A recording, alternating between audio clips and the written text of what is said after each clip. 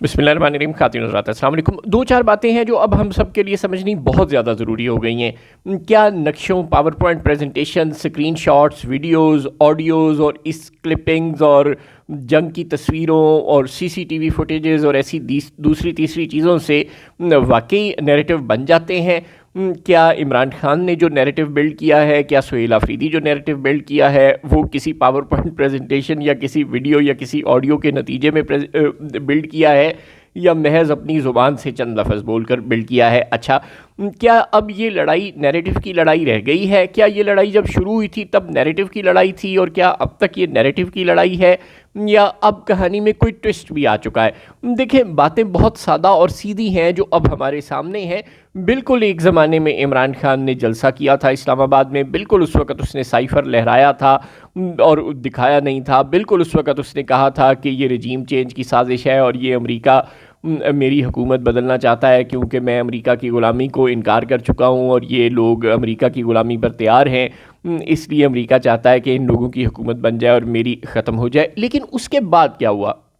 عمران خان قید ہوا، اس پر 250 کے قریب جھوٹے مقدمے بنے۔ اب سب کو پتہ ہے کہ عمران خان کوئی دہشت گرد نہیں ہے، چور نہیں ہے، ڈاکو نہیں ہے، کرپٹ نہیں ہے، چنانچہ اتنے مقدمے ظاہر ہے اس پر بن نہیں سکتے۔ عدت کیس جیسے گھٹیا کیسز اور نہ جانے کون کون سے کیسز عمران خان پر بنائے گئے، جو کہ سب ظاہر کرتے ہیں کہ یہ جھوٹے کیسز ہیں، یہ فیک کیسز ہیں۔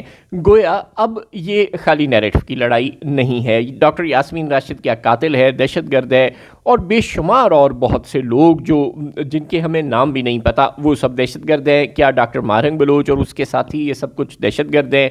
کیا آپ ایمان مزاری کی ویڈیو دکھائیں یا اس کا کوئی ٹویٹ دکھا دیں جو اس نے ایک پروفیسر کے حق میں کیا ہو، جس کا متعلق بقول فوج کے وہ دہشت گردوں کا سہولت کار ہے؟ ہو سکتا ہے وہ دہشت گردوں کا سہولت کار ہو، لیکن اس کے لیے قوم کو سمجھانے کا کوئی اور طریقہ ہوتا ہے۔ اب آپ ماضی میں تو شیخ مجیب بھی دہشت گردوں کا سہولت کار نہیں تھا، ماضی میں تو ذوالفقار علی بھٹو کا بیٹا بھی دہشت گردوں کا سہولت کار نہیں تھا، ماضی میں تو الطاف حسین بھی دہشت گردوں کا سہولت کار نہیں تھا۔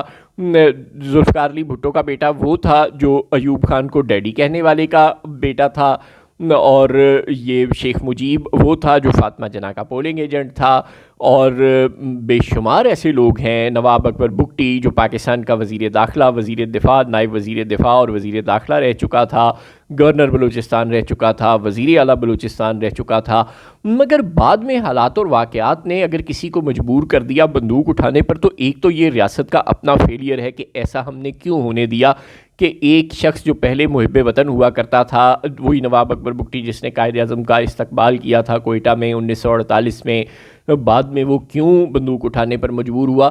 یہ سارے سوالات ہیں جن کا جواب ایمان مزاری مانگتی ہے، جن کا جواب ڈاکٹر ماہرنگ بلوچ مانگتی ہے، جن کا جواب عمران خان مانگتا ہے۔ تو اب یہ صرف نیریٹو کی لڑائی تو نہیں ہے نا، اب یہ جھوٹے کیسز ہیں، بے شمار لوگ ہیں جو قید ہیں، چاہے وہ 9 مئی کے کیسز ہوں، چاہے وہ 26 نومبر کے کیسز ہوں۔ اچھا، جھوٹے نہیں ہیں، سچے بھی ہیں۔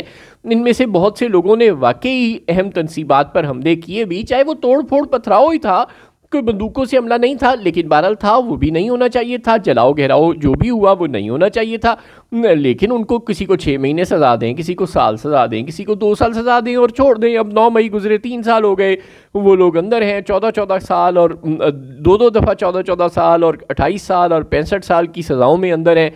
گویا یہ سب کچھ جو ہو رہا ہے، پھر ایمان مزاری کو جو صبح دوپہر شام ہیومن رائٹس کے کیسز میں عدالتوں میں پیش ہوتی ہے، اس کے خاوند کو جو صبح دوپہر شام ہیومن رائٹس کے کیسز میں مفت عدالتوں میں پیش ہوتے ہیں، دونوں میاں بیوی، ان کو بے شمار مقدمات میں ملوث کر دینا، ان کے خلاف زبردستی ٹرائل چلانا، کبھی ان کو وکیل کا حق نہ دینا، کبھی ان کے خلاف جعلی گواہ لانا، یعنی یہ سب کچھ جو ہو رہا ہے، ڈاکٹر ماہرنگ کو اور اس کی ساتھیوں کو، بے شمار نہتی خواتین کو قید رکھنا، ڈاکٹر یاسمین کو قید رکھنا، لوگوں کا مینڈیٹ چوری کرنا، لوگوں کا الیکشن چوری کرنا، لوگوں کو رائٹ ٹو ووٹ نہ دینا، ایسی آئینی ترامیم کرنا جن سے فوج کے اور حکومت کے ہاتھ مضبوط ہوں، اور عوام اور پاکستان میں ہوتا یہ ہے کہ 80% کیسز عدالتوں میں ایسے جاتے ہیں جن میں ایک طرف عوام ہوتی ہے، دوسری طرف سرکار ہوتے ہیں۔ جی ہاں، یہ سرکاری اعداد و شمار ہے۔ ہمارے یہاں بیشتر کیسز ایسے ہوتے ہیں جن میں ایک طرف عوام ہوتی ہے، دوسری طرف سرکار ہوتی ہے۔ سرکار کا کوئی محکمہ ہوتا ہے، کوئی وزارت داخلہ، کوئی وزارت خارجہ، کوئی یونیورسٹی، کوئی کالج، کوئی نادرا، کوئی پی ٹی سی ایل، کوئی واپڈا، انہی اداروں کے خلاف 80% کیسز ہیں، انہی لوگوں کے خلاف 80% کیسز ہیں، پولیس کے لوگ جن کے خلاف عوام نے کیسز دائر کیے ہوتے ہیں۔ تو جب 26ویں آئینی ترمیم کے بعد 27ویں آئینی ترمیم کے بعد ججز اب ایک طرح سے باؤنڈ ہو گئے ہیں کہ انہوں نے سرکار کے غلام بن کر رہنا ہے، تو وہ سرکار کی مرضی کے خلاف کوئی فیصلہ نہیں کرتے۔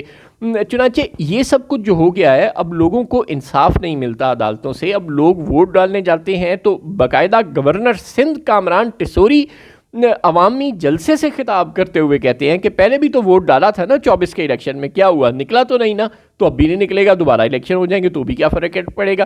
گویا یہ سب کچھ جو ہو رہا ہے یہ اب نیریٹو کی جنگ نہیں رہ گئی۔ بلوچستان کے لوگ کہتے ہیں کہ ہمیں ہماری حقوق دو، خیبر پختونخوا کے لوگ کہتے ہیں کہ دہشت گردی جس طرح ہم ختم کرنا چاہتے ہیں ویسے ہمیں ختم کرنے دو، ہم ڈائیلاگ کے ذریعے جہاں بات کرنا چاہتے ہیں وہاں ڈائیلاگ کے ذریعے کریں گے، ہم جہاں بندوق اٹھانا چاہتے ہیں وہاں ہم بندوق اٹھائیں گے، لیکن ہمارے ساتھ مل کر بیٹھو اور پالیسی بناؤ، کہیں باہر سے پالیسی، پنجاب سے پالیسی لا کر پختونخوا کے لیے نہ بناؤ۔ یہی بات بلوچستان کے لوگ بھی کہتے ہیں۔ گویا یہ ریسورسز کی لڑائی ہے، گویا یہ حقوق کی لڑائی ہے، گویا یہ قید کی اور آزادی کی لڑائی ہے۔ یہ بے شمار ایسے مسائل ہیں جہاں انسانی حقوق وائلیٹ ہو رہے ہیں، جہاں ریسورسز پر، عوام کے ریسورسز پر قبضہ ہو رہا ہے، عوام کے انصاف پر قبضہ ہو رہا ہے۔ تو اب یہ لڑائی صرف نیریٹو کی نہیں رہی، بات اس سے آگے چلی گئی ہے، اور نیریٹو کی لڑائی اگر ہو بھی تو وہ پاور پوائنٹ پریزنٹیشن سے نہیں جیتی جاتی۔ یہ ساری دنیا کو پتہ ہے کہ سیاسی لڑائی سیاستدانوں کو کرنے دیں تو ہی آپ جیت سکتے ہیں۔ اگر آپ واقعی چاہتے ہیں کہ آپ اس لڑائی کو جیتیں تو پھر سیاست کے میدان میں لڑائی لڑیں سیاستدانوں سے۔